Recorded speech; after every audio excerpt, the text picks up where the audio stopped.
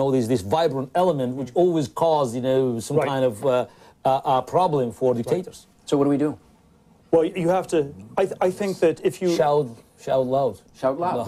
What else we can do? Well, the technology that I think really really would help things is if you could solve resource problems, because that would, if you could break the monopoly of all the resource dictatorships, solve the energy problem, solve the other resource problems through technological means, that probably would shift tremendous amounts of power towards economically and politically free countries. Yeah, so you have to give incentives for all countries to become more, you know, advanced technologically, which means they have to sort of grow up with their own intelligentsia. But that's tied up. I used to in the 1990s, I was extremely optimistic about computer technology, transforming it, where if you simply made things transparent, it would change things.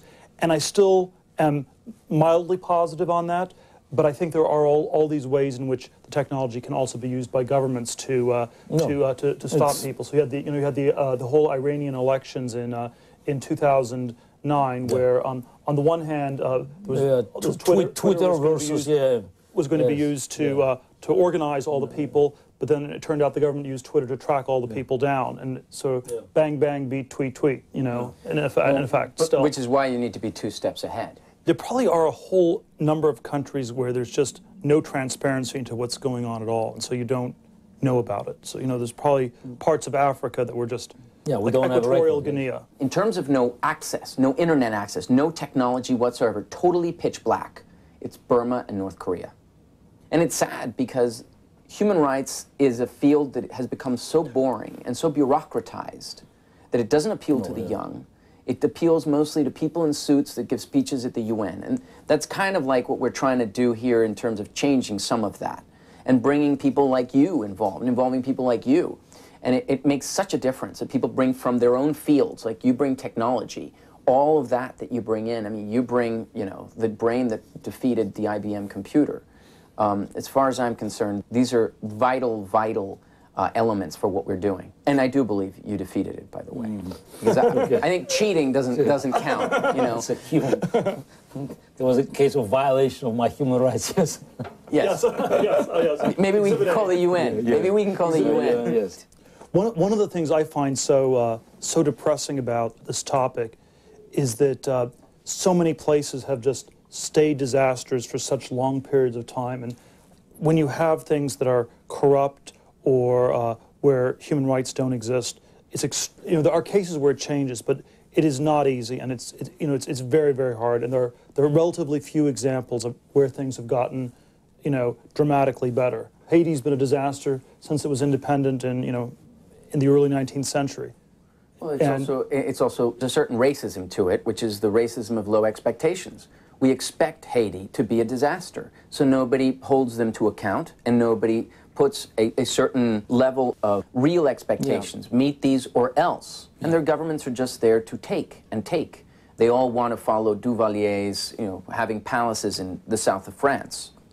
Kind of reminds me of Mobutu. Yeah. This is a nasty business. It's not a very happy one. And the sad part is any country can go from being a thriving democracy to be a thriving liberal democracy to being a dictatorship in the space of 10 years. Because obviously democratic doesn't necessarily mean rule. Democratic means nothing, actually. In modern days, it's just it's a word. It's a mere word that often covers up, you know, the worst atrocities. I wanted to show you something. This is a skateboard. So there's one for every part of the Declaration, the Universal Declaration, the good parts. And it's our way of trying to be cool with this. A friend of mine runs Amnesty in Norway, and he's the one that developed these. So this is the one for China. So I figure, as a gift, I'd give you the China skateboard, and you can have the Russia skateboard. Why is China for him? Why is China for him? Because, well, Russia's for you. Yes. Each country has a different chapter. What you need to do is add wheels if you actually want to use it. But it's more. A lot of people, how many countries do they have on this? They have 20 so far. They have Iran. They have. But you know, on my trips to Norway, I'm not going to bring back 20 boards of wood. Yeah. It's a little much. Okay. Well, thanks for the visit. I'll call you. Yeah. Okay. Absolutely. Okay. Good stuff. Well, thanks for coming, guys. Have a great dinner.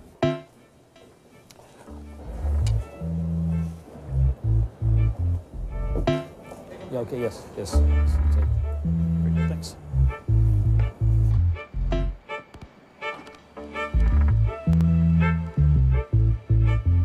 How does this all end this time around? How do you think the sort of, you know, you have these incredible concentrations of wealth that have been acquired by dubious means in many cases. How does this really end?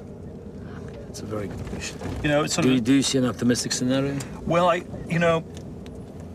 see four sort of crazy pessimistic scenarios. You know, but that's why I'm asking. You know, do you see any optimistic scenario? The optimistic scenario is that you have enormous growth in the world and you have technological progress. That's the optimistic scenario. Fine. Okay, that's the optimistic. That's the only optimistic scenario. Okay, let's wait for Martians to save us. That's more realistic than one you described. Well,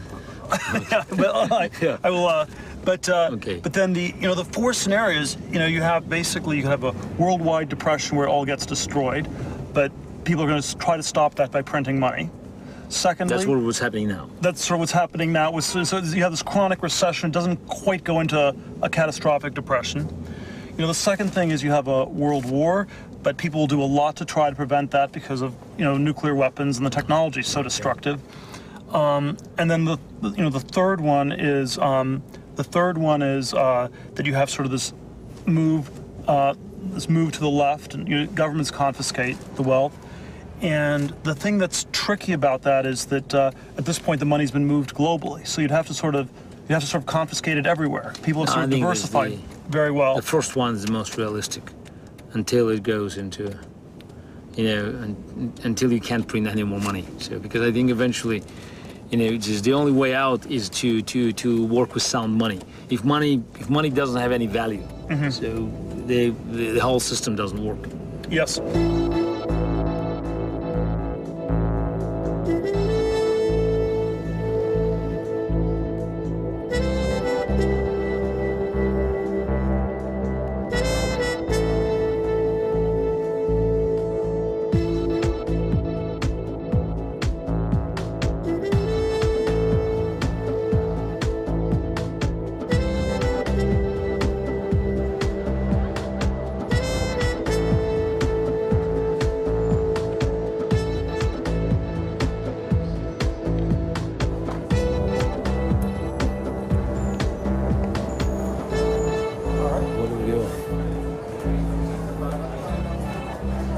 Up the stairs? Up the stairs.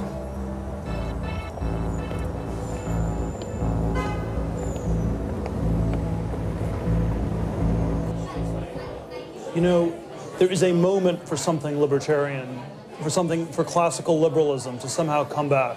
Absolutely.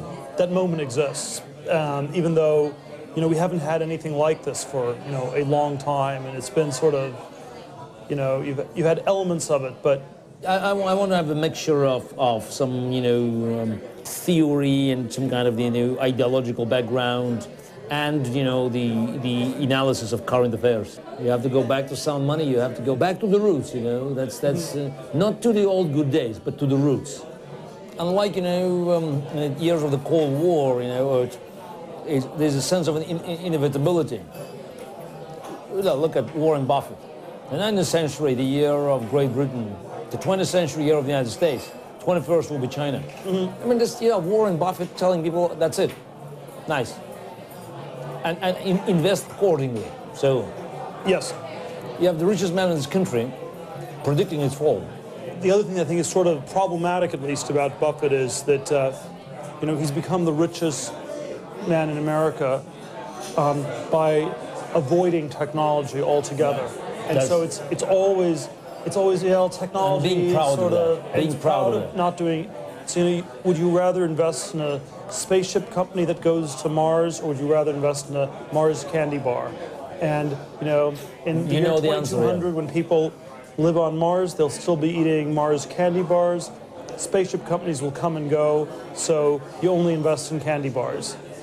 And there's a way in which it doesn't work for the whole thing, and that's the aspect of Buffett that seems very, very fake to me. Is even if he personally can do it, it doesn't work. You can't have a country in which everybody's Warren Buffett. America is doomed. China is next. Invest accordingly. That's That's the message. My view on it is that